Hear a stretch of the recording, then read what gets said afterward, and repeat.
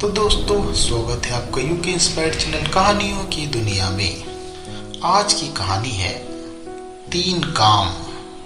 एक समय की बात है, 2 गरीब दोस्त एक सेठ के पास काम मांगने के लिए जाते हैं।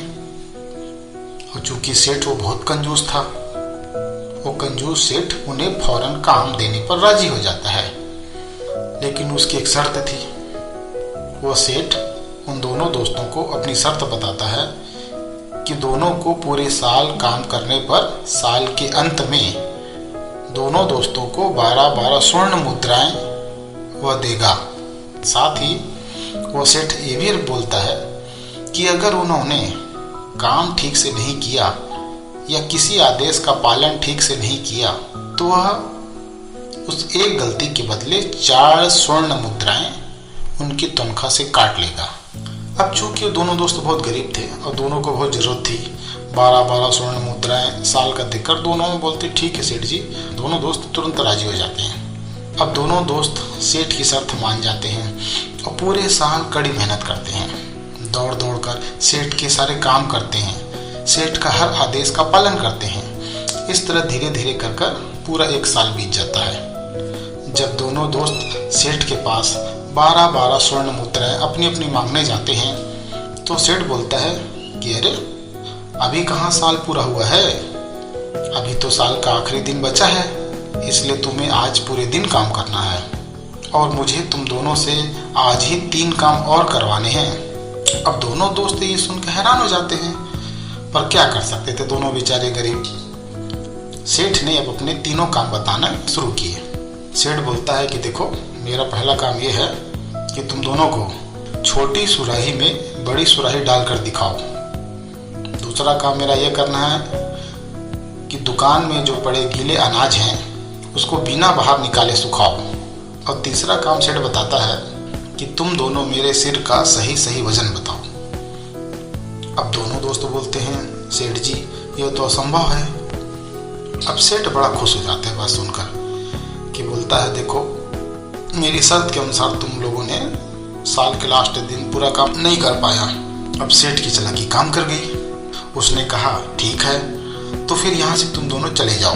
इन तीनों कामों को ना कर पाने के कारण मैं हर एक काम के लिए 4 स्वर्ण मुद्राएं तुम्हारी काट रहा हूँ। अब मक्कार सेठ की इस धोखाधड़ी से उदास होकर दोनों दोस्त बोझिल मन से वहाँ से जाने लगते हैं। जब वो रास्ते से जा रहे थे तो उन्हें रास्ते में एक चतुर पंडित मिलता है। उनका मुरझाया हुआ चेहरा देखकर वो पंडित पूछता है कि भाई, आखिर में तुम दोनों इतने उदास क्यों हो?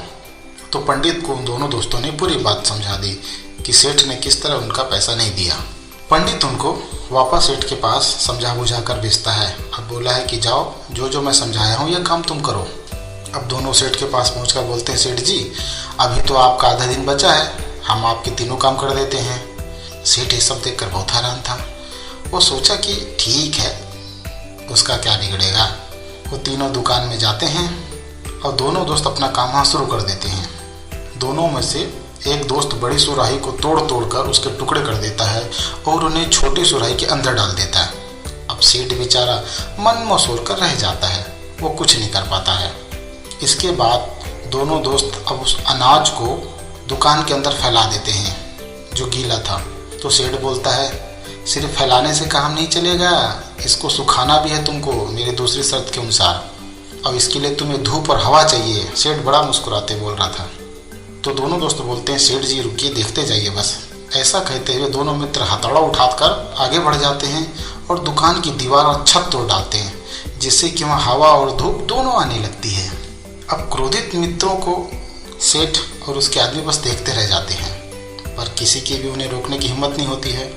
अब तीसरा और आखिरी काम बचा था, तो दोनों मित्र तलवार लेकर सेठ के सामने खड़े हो जाते हैं और कहते हैं सेठ जी आपके सिर का सही सही वजन तोलने के लिए हमें इसे धड़ से अलग करना होगा, कृपया बिना हिले स्थिर होकर खड़े रहें। अब सेठ को समझ आ जाता है कि वो गरीबों का हक इस तरह नहीं मार सकता है। वह सेठ तुरंत हाथ जोड़कर बिना आनाकानी किए उन दोनों को 12-12 स्वर्ण मुद्राएं सौंप देता है।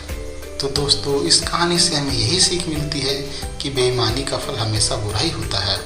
तो दोस्तों इस चैनल पर हम ऐसी कहानियाँ लगातार लाते रहेंगे। चैनल को लाइक एवं सब्सक्राइब अवश्य करिएगा। धन्यवाद।